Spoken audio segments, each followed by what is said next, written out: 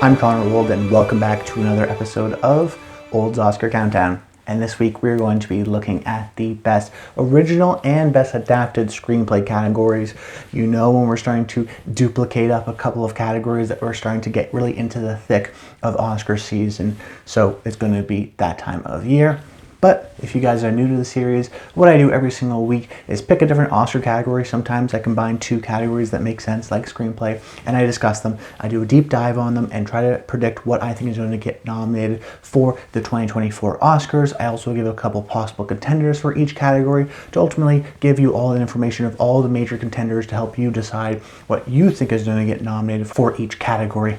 But as with every video, I rank my choices in likelihood of them being nominated, not necessarily what I think is 100% going to win. That's important to keep in mind. But you guys have been showing a lot of support for the channel as well, commenting below, liking the video. I really appreciate when you guys do that. It is the reason why I do this channel, to create an awesome Oscar loving community in the comments below with this channel and sharing that passion and that love with you guys.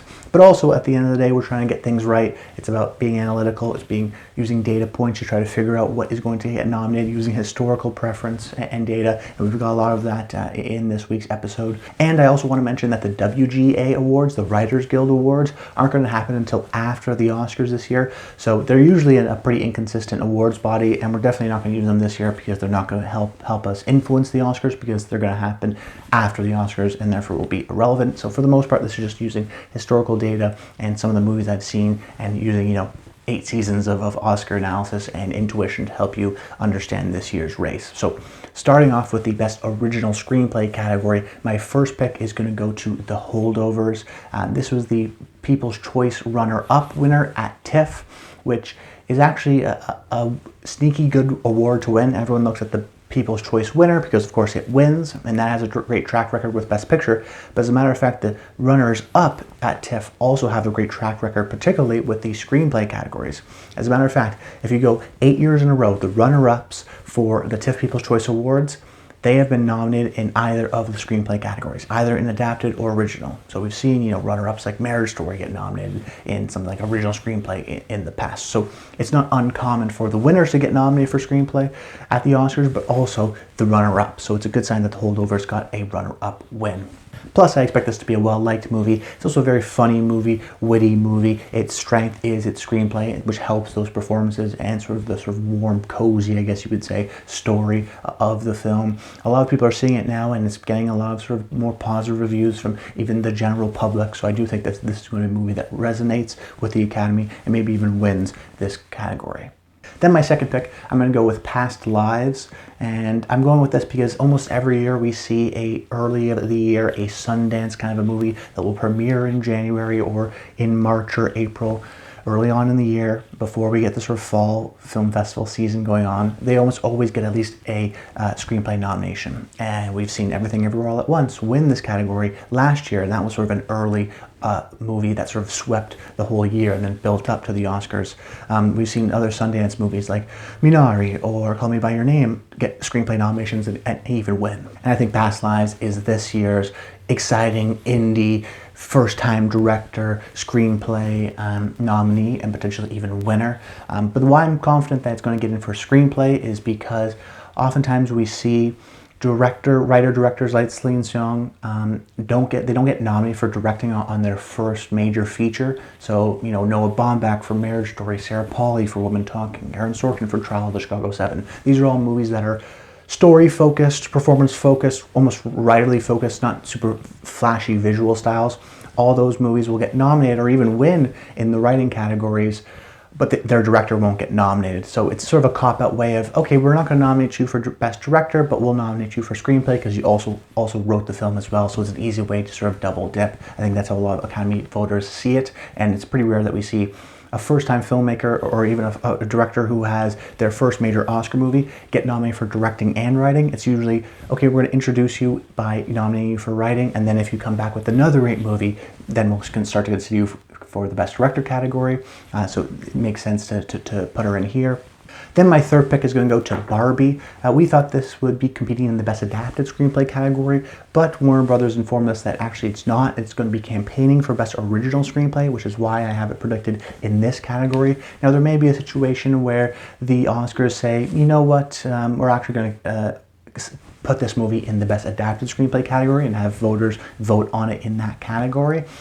Because that's happened before. If you remember, Moonlight back in 2016 campaigned for original and then was placed into adapted, but they've been a little bit more lax in recent years. So I do think because Warner Brothers is campaigning this in original, it will get nominated here, and it makes sense in the original sense to me, just because it's not based on a Barbie comic book or another piece of writing. It's just the doll, and there's a creativity to that of taking just a doll, a toy, and making a full-fledged story and world around it, which Greta Gerwig did very well. Of course, she wrote the film with her partner Noah Baumbach. Noah Baumbach has been nominated twice for writing at the Oscars. Same thing with Greta Gerwig. Her last two movies, Little Women and Lady Bird, got nominated for screenplay as well. So there's a respect for her as a writer alongside Noah Baumbach. So you have respected people. You have Barbie, which I expect to be a Best Picture nominee. It always helps to have a Best Picture, Best Writing correlation as well, that your movie is generally well liked. And then also in recent years, we've seen, particularly in this category, the sense of creativity, the originalness often helps. So we see winners like Her, or Promising Young Woman, with sort of unique, interesting premises, do well, because the more creative, the more original your screenplay is. That actually helps, particularly when it comes to a win. So Barbie, even though it's in my number 3 slot, can still end up winning in this category, just because I think a lot of people consider how original of a movie it actually feels in terms of how the world was created. And then also this category is a little bit more generous towards broader comedies, which Barbie is. You know, they've nominated The Big Sick before. They've nominated Bridesmaids in this category. So it would make sense. Even if Barbie got no other nominations, I think it will at the very least get an original screenplay nomination. Then in my 4th slot, I have Anatomy of a Fall.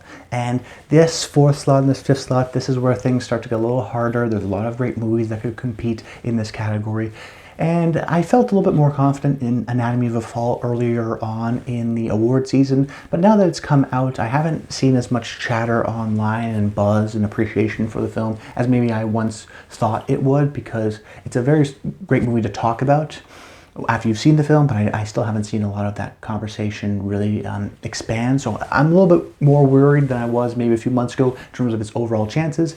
That being said, I do think it's going to get nominated for Best Picture still. I have it in the sort of 9, 10, 11, 12 slot, on the sort of cusp there. And that always helps, because if your movie's nominated for Best Picture, well, oftentimes Best Picture nominees also get nominated in the screenplay category, particularly a movie like this. Because first of all, it's not in the English language. So that means there's going to be subtitles on the screen for most viewers watching the film. And that has actually, I think, helps its chances for a screenplay nomination, because you see the dialogue, because you're a little bit almost subconsciously more aware of the dialogue, because you're actually reading it, you're seeing it on screen. And we've seen this in recent years with movies like Drive My Car, Parasite even winning in this category. The Worst Person in the World getting sort of a surprise nomination in this category. So it would make sense why another international film, Anatomy of a Fall, where you're very conscious of the dialogue, of the writing, to get nominated in this category. And then of course the content itself of the film. This is a true crime, kind of twisty, turny mystery kind of a movie. There's a lot of lawyery kind of speeches as well in the French court. Lots of sort of speeches that have been revealed later on in the film and pieces of information. So it is a very engaging movie because of that writing. And then also, similarly to Celine Song with Past Lives, Justine Triet may get nominated for Best Director, or they may go, you know what, we're just going to nominate you for Screenplay, because she also wrote the screenplay as well. We just may nominate you for Screenplay because that's an easier sort of cop-out way to still give you a nomination, but then give the director nomination to, say, Alexander Payne, because he didn't write his movie, The Holdovers. So a little bit of a sort of spreading the love aspect may come into factor here. But I do think because of that international factor that you actually have to read the words on the screen, because of the twisty-turny nature of the story, and because this is a potential Best Picture contender, all those things add up to make me think that this will actually get nominated for this category. And then in my 5th slot, I'm going to go with Maestro, and it's not a selection I'm super confident in, but it's more so a sign of less confidence in some of the other possible contenders to ultimately end up going with Maestro here. But On one hand, I have some concerns because the people who have seen Maestro have mentioned that the script is not the highlight of the film. It's also a music film, and most of the time, music films don't always get recognized in their screenplay category, particularly something like a musical. This is not a musical, but music-based films, there's a focus on the songwriting, and that's not necessarily seen as writing, so sometimes they'll get snubbed that way. It's also from a screenwriter, Josh Singer, and he's won a screenplay award before for Spotlight back in 2015. But he also could have gotten nominated for The Post and for First Man, two Oscar movies, and he didn't. So that was a little bit surprising looking back on it, going like, I remember both those times, he probably should have gotten a nomination and sort of was snubbed. So I'm not sure if the Academy likes him or not. But I ultimately went with Maestro here because it's not just written by Josh Singer, it's also co-written by Bradley Cooper. And they do like Bradley Cooper, and they have nominated him multiple times. And then the concern of, oh, this is a music film. Well, Bradley Cooper's past film, A Star is Born, was even more of a music film, and that got nominated for a screenplay as well. So that sort of cancels out a couple things. And then, like I mentioned throughout this video, if your movie's nominated for Best Picture, there's a strong chance that you'll also get a screenplay nomination. And Maestro, I expect to get nominated for Best Picture. Plus, the Academy loves these sort of biopic-type movies, nominating The Trial of Chicago 7 or King Richard in this category in the past. So it's not unreasonable to think a biopic, which is a genre they like, from a screenwriter and director, actor, Bradley Cooper, who they also really like, in a movie that I expect them to also like, for them just to be like, you know what, I really like the movie, I'll also nominate the screenplay, sort of as a one-to-one corollary storytelling kind of a correlation. Then my first possible contender is going to be Saltburn, which is Emerald Fennell's recent movie, and it's definitely a possible contender because her last movie, Promising Young Woman, won in this category, so we have a past winner. And once again, the movie is very sort of unique and has a distinct take on its material and visionary in many ways. Not a lot of movies sort of are structured like this. The concern ultimately is that the movie doesn't hold together too well, and that people actually do have issues with the script and some of the sort of third act turns that happened throughout the film without giving anything away. So I think ultimately that divisiveness with the script and with the movie as a whole will leave it on the outside. I don't expect this to be a Best Picture contender, maybe acting or something like that, but it could be a movie that gets no nominations at all. So if this was maybe a stronger contender, I consider it just because of how different it is, but I think that difference will ultimately turn enough people off for it to miss out on a nomination.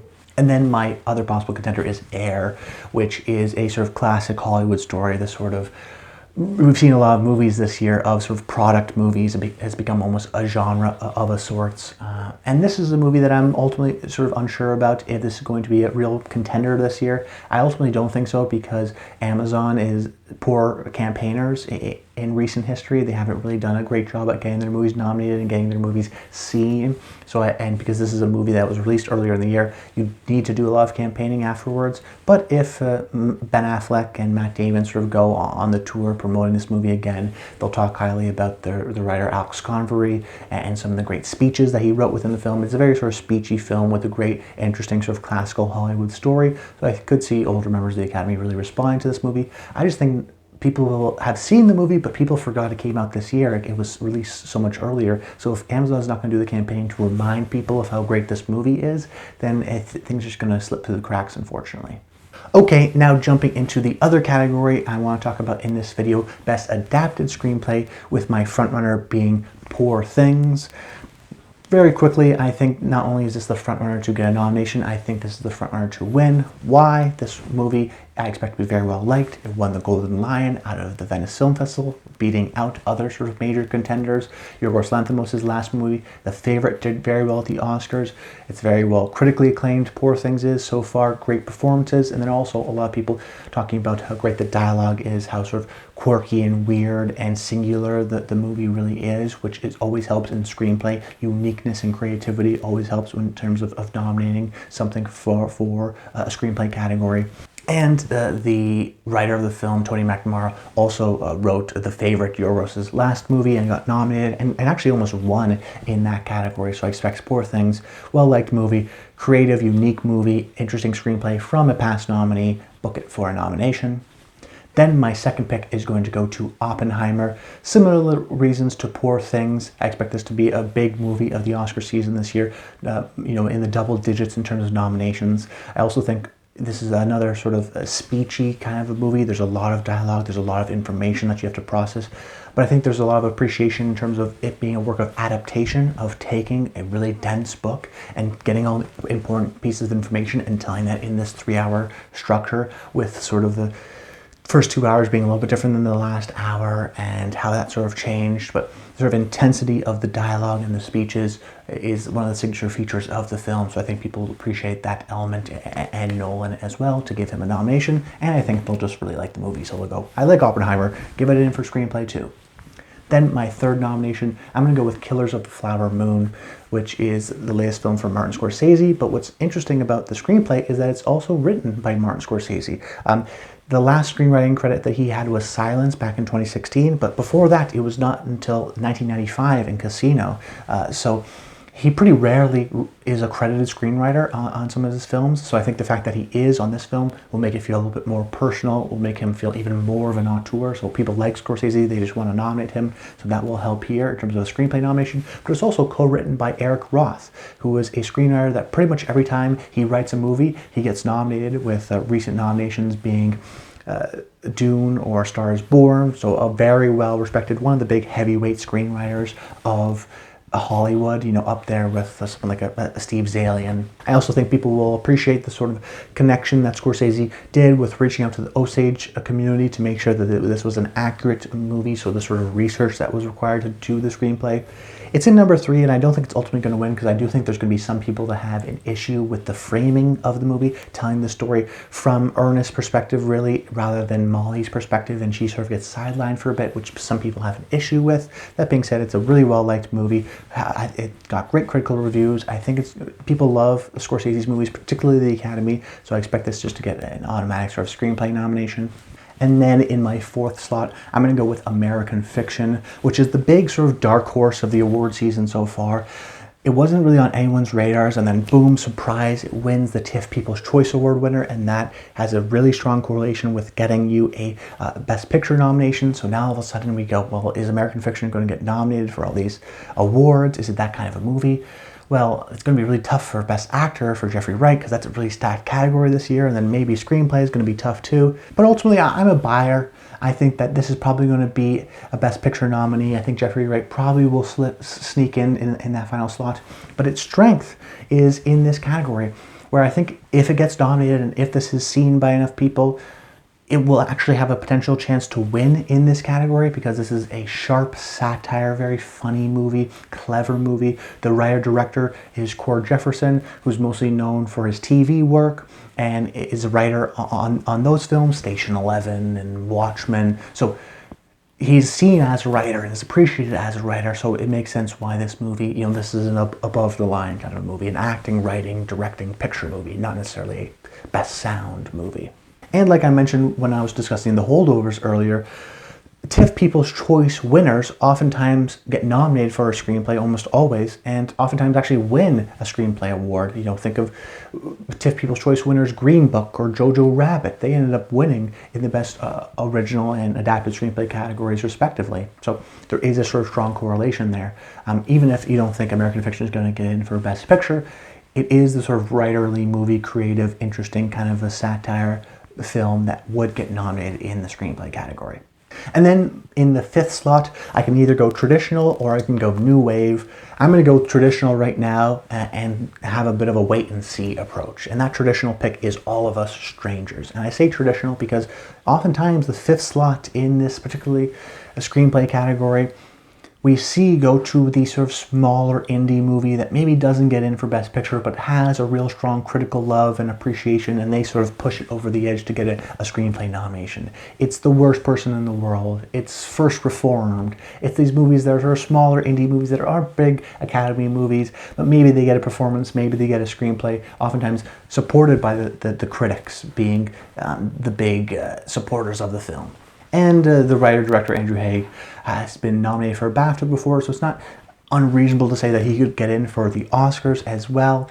And it is the sort of type of movie, traditional, sad, weepy, very emotionally impactful indie movie released late in the year that could sort of sneak in for a screenplay nomination. And then my first possible contender is going to be more of a new wave choice, which is the zone of interest. And I say new wave just because it could be like Anatomy of a Fall, where many of the same points I talked about for that movie apply to this movie. It's not in the English language, so we're actually going to be seeing and read a lot of subtitles on the screen, so you're more you're more conscious of the dialogue. But the reason why I still have it on the outside as for a possible contender is because I'm not exactly sure how beloved this movie is going to be.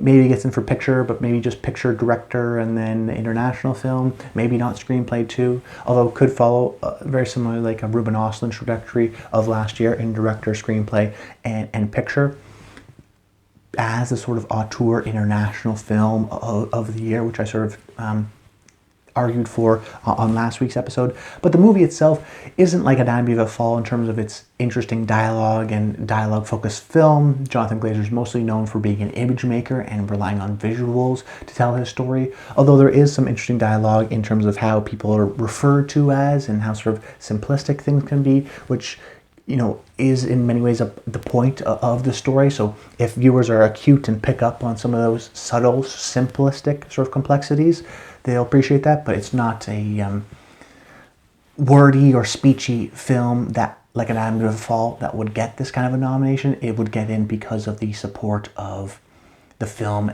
as a whole. So I think that's important to keep in mind, and ultimately why I have it on the outside.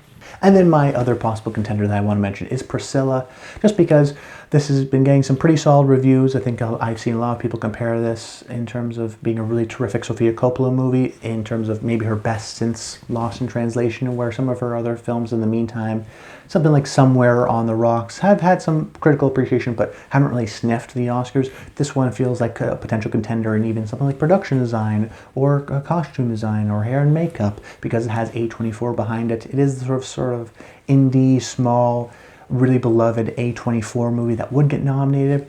That being said, if you've seen the film, it's an excellent film, but it's pretty not very talky. There's not a lot of dialogue. It's reliant very much so on the visual storytelling of the movie. So I don't know if you go away saying, oh wow, the dialogue was so amazing in Priscilla. It's more so about what's not being said.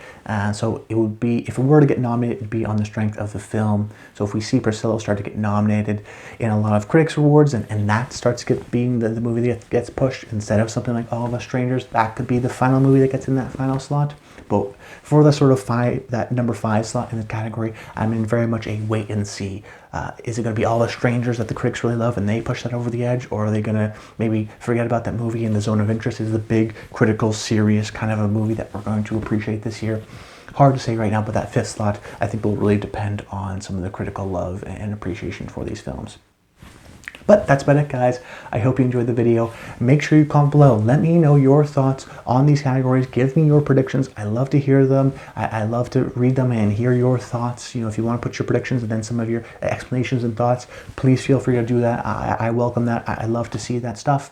As always, Mondays, 12 p.m. Eastern Time, we're going to be doing new videos. Next week, I'm going to be talking about the Best Cinematography category as well as the Best Animated Feature category, so another sort of dual episode as well, because we're starting to get into the real thick of Oscar season, so I love to really get into all the different categories and do a deep dive on all of them. But I'm rambling now. That's about it, guys. I hope you enjoyed the video, and until next time, stay tuned.